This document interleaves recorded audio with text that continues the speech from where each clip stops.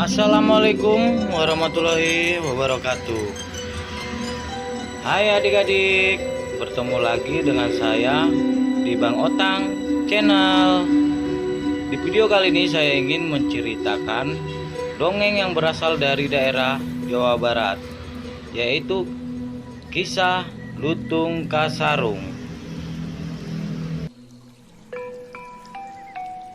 Jadi buat adik-adik semua, kalau mau tahu cerita dongeng Lutung Kasarung seperti apa, mari kita simak cerita selengkapnya. Tapi sebelumnya adik-adik jangan lupa ya, like, komen, dan subscribe ya di Bang Otang Channel, agar Bang Otang bisa terus menghibur dan menceritakan kisah-kisah dongeng yang lainnya. Selamat mengikuti. Lutung Kasarung merupakan kisah pantun yang terkenal di kalangan masyarakat Sunda, Jawa Barat, Indonesia. Kisah ini mengisahkan perjalanan Sang Hyang Guru Minda dari Kahyangan ke bumi dalam wujud seekor lutung, yaitu kera hitam berekor panjang. Ketika sampai di bumi, ia tersesat di tengah hutan. Itulah sebabnya ia dipanggil Lutung Kasarung, yaitu lutung yang tersesat. Bermula dari Prabu Tapa Agung yang bingung pilih penerus. Alkisah di daerah Jawa Barat, tersebutlah seorang raja yang arif dan bijaksana bernama Prabu Tapa Agung yang bertata di kerajaan Pasir Batang.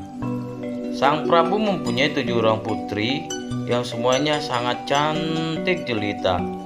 Mereka adalah Purbararang sebagai anak sulung, Purbadewata, Purbaendah, Purbakancana, Purbamanik, dan si bungsu Purbasari.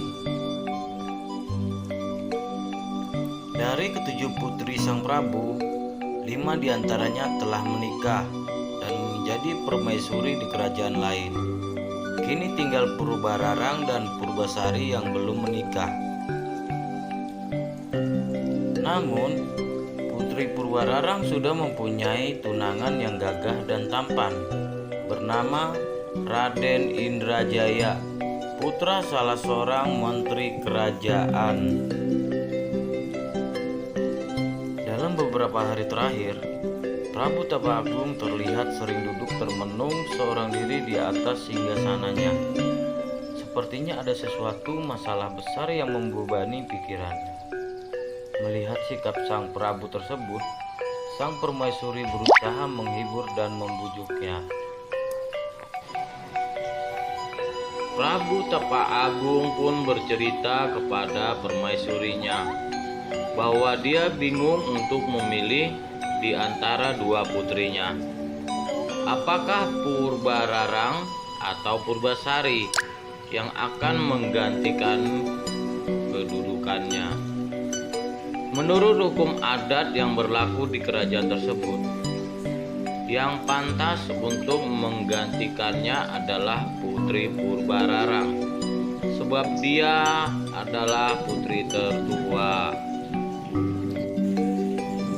Namun sang Prabu merasa bahwa putri sulungnya itu belum pantas menjadi seorang ratu karena sifatnya yang sombong, angkuh, dan licik. Putri Purbararang juga sering memutuskan sesuatu tanpa memikirkan akibatnya terlebih dahulu, sehingga sering menimbulkan kekacauan. Sang Prabu lebih senang jika putri bungsunya Purbasari yang menggantikan kedudukannya, karena dia seorang putri yang baik hati, arif, dan bijaksana. Dengan pertimbangan tersebut, maka sang Prabu dan permaisurinya memutuskan untuk memilih Purbasari menjadi ratu. Mendengar kabar tersebut, Putri Purbararang pun menolaknya. Ia sangat menyesal atas keputusan ayahandanya, karena merasa dialah yang lebih berhak untuk menjadi ratu. Kabar buruk itu pun kemudian ia sampaikan kepada tunangannya, Raden Indrajaya. Setelah bermusyawarah, akhirnya Putri Purbararang dan tunangannya memutuskan untuk mendatangi seorang dukun sakti yang bernama Nironde. Mereka akan meminta bantuan dukun itu agar menyihir Putri Purbasari. Nironde pun mengabulkan permintaan mereka. Beberapa hari kemudian, Istana Pasir Batang menjadi gempar. Tiba-tiba Putri Purbasari terserang penyakit aneh. Seluruh tubuhnya terasa sangat gatal dan dipenuhi bintik-bintik hitam. Betapa terkejutnya Sang Prabu melihat keadaan putri kesayangannya itu. Sudah beberapa tabib istana dipanggil untuk mengobatinya, namun tak seorang pun yang berhasil menyembuhkannya.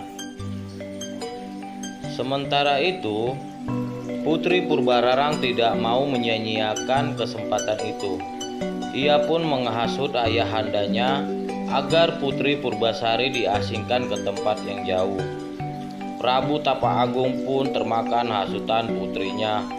Akhirnya, dengan berat hati ia memutuskan untuk mengasingkan putri bungsunya itu ke hutan agar kerajaan terbebas dari kutukan. Putri Purbasari pun menyadari keadaannya dan menerima keputusan itu dengan lapang dada. Keesokan harinya, Sang Prabu menyuruh patihnya yang bernama Uwak Batara Lengser untuk mengantar Putri Purbasari ke hutan. Setelah membuatkan sebuah pondok untuk Putri Purbasari di hutan, patih yang baik hati itu memberi nasihat kepada sang putri untuk menenangkan hatinya.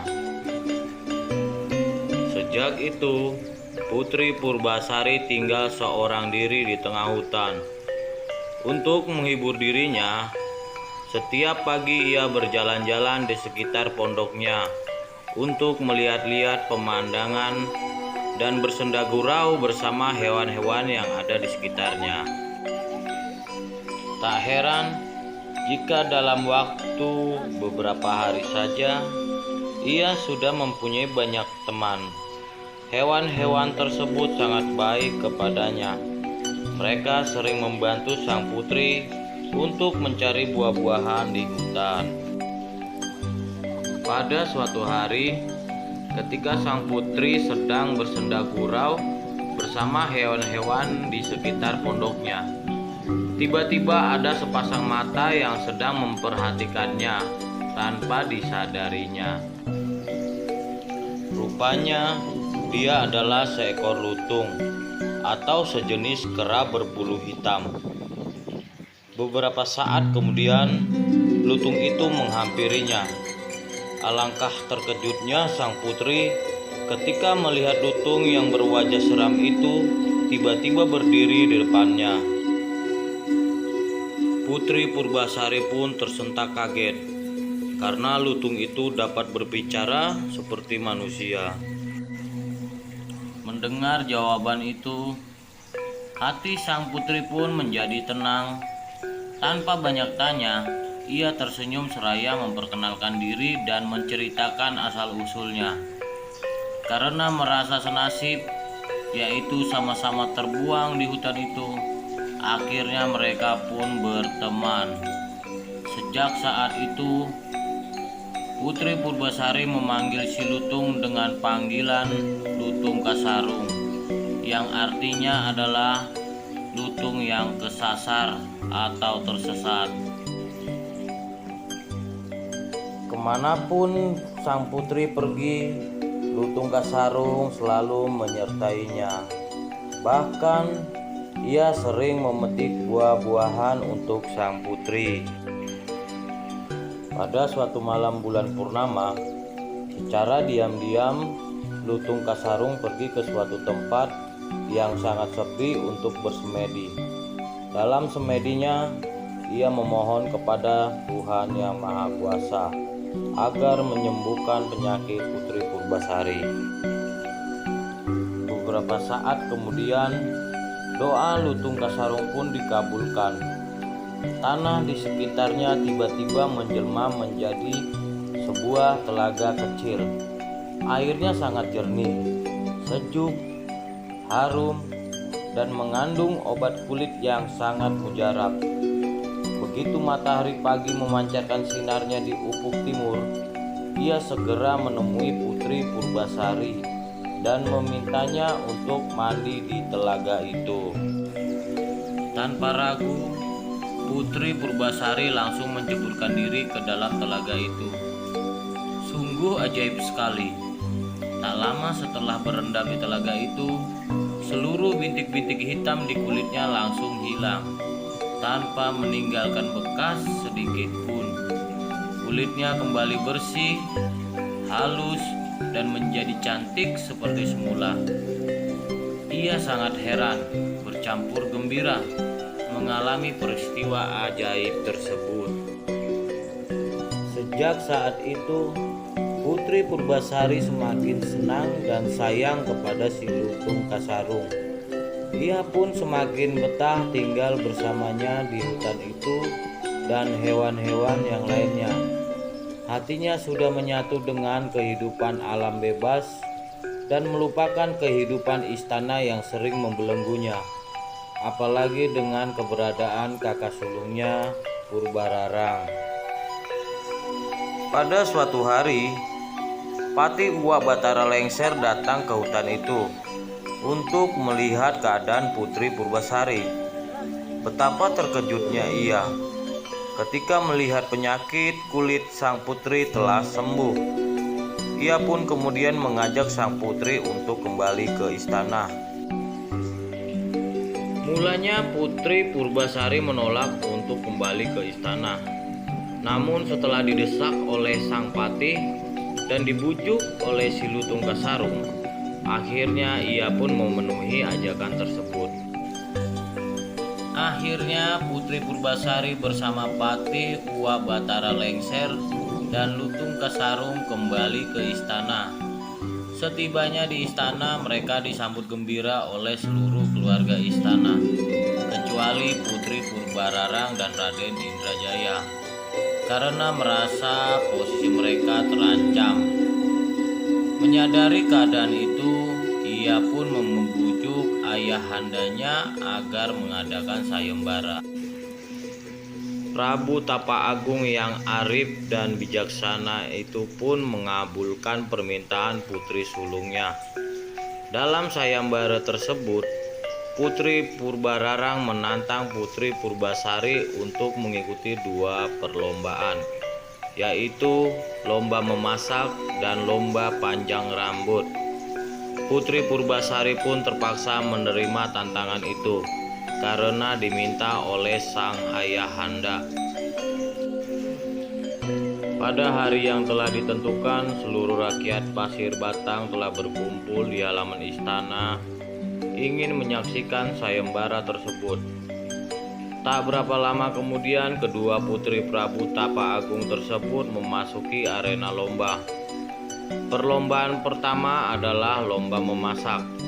Yang dinilai dalam lomba ini adalah masakan siapa yang paling cepat disajikan dan lezat rasanya, maka dialah pemenangnya. Ketika semua bahan-bahan dan perlengkapan memasak telah disiapkan, wasit pun memukul gong sebagai tanda perlombaan dimulai. Putri Purbararang pun segera meracik bumbu-bumbu yang telah disediakan dengan lincahnya. Ia dibantu oleh puluhan pelayan istana. Sedangkan Putri Purbasari hanya ditemani oleh Lutung Kasarung. Dalam waktu tidak beberapa lama, Putri Purbararang hampir menyelesaikan masakannya. Putri Purbasari pun mulai panik. Melihat hal itu, Lutung Kasarung segera mengeluarkan kesaktiannya. Ia segera memanggil para bidadari di kayangan agar turun ke bumi untuk membantu Purbasari tanpa diketahui oleh seorang pun. Berkat bantuan para bidadari tersebut, Putri Purbasari mampu menyelesaikan masakannya terlebih dulu dan rasanya pun sangat lezat. Ia pun dinyatakan sebagai pemenang dalam lomba masak tersebut. Memasuki perlombaan kedua, yaitu lomba adu panjang rambut. Putri Purbararang merasa tidak mau kalah lagi oleh adiknya. Dengan penuh percaya diri, ia segera melepaskan sanggulnya. Rambutnya yang hitam dan lebat pun terurai hingga ke pertengahan betisnya. Sesaat setelah Lutung Kasarung bersemedi, datanglah para bidadari menyambung rambut Putri Purbasari tanpa sepengetahuan Purbararang dan para penonton. Ketika Purbasari melepaskan sanggulnya, maka terurailah rambutnya yang hitam berkilau, halus bagaikan sutra, serta bergelombang hingga ke tumitnya. Melihat hal itu, Purbararang pun menjadi malu dan merasa terpukul karena kembali dikalahkan oleh adiknya. Namun ia tak kehabisan akal. Ia kembali membujuk ayahandanya agar diadakan satu perlombaan lagi, yaitu lomba ketampanan calon suami atau tunangan masing-masing. Mulanya Prabu Tapa Agung ragu untuk memenuhi keinginan Purbararang karena Putri Purbasari belum mempunyai tunangan. Jikapun pada saat itu ia ditunangkan dengan siapapun di negeri itu, tetap tidak seorang pun yang melebihi ketampanan Indrajaya. Meski demikian, Purbasari tetap bersedia mengikuti lomba tersebut dan Sang Prabu pun menyetujuinya. Mereka sudah memastikan bahwa Putri Purbasari akan kalah dalam perlombaan tersebut. Anehnya lagi, ketika diminta untuk menunjukkan calon suaminya, Putri Purbasari justru menarik tangan Lutung Kasarung masuk ke arena perlombaan. Melihat Putri Purbasari menarik tangan Lutung Kasarung ke arena perlombaan, Putri Purbararang pun tertawa dan mengejek. Mendengar ejekan itu, Lutung Kasarung pun menjadi tersinggung dan marah. Ia tidak terima Putri Purbasari dipandang rendah seperti itu. Maka dengan kesaktiannya, ia segera memohon kepada Tuhan Yang Maha Kuasa agar bentuknya dikembalikan seperti semula. Seketika itu pula, Lutung Kasarung pun berubah menjadi guru Minda yang sangat tampan dan gagah. Semua yang hadir terperangah dan terpesona melihat ketampanannya. Akhirnya Putri Purbasari memenangi sayembara tersebut dan berhak menduduki tahta kerajaan. Sementara Putri Purbararang dan tunangannya harus menerima hukuman pancung atas kekalahan mereka. Namun Putri Purbasari adalah seorang putri yang pemaaf. Ia tidak menghukum kakak kandungnya sendiri. Bahkan ia tetap mengizinkan kakaknya untuk tetap tinggal di istana bersamanya. Akhirnya Putri Purbasari pun dinobatkan menjadi ratu kerajaan Pasir Batang. Ia adalah seorang ratu yang arif dan bijaksana, sehingga seluruh rakyatnya senantiasa hidup makmur, damai dan sentosa. Nah adik-adik, sekian dulu dongeng dari Bang Otang. Semoga dongeng ini bisa jadi pelajaran bagi adik-adik semua.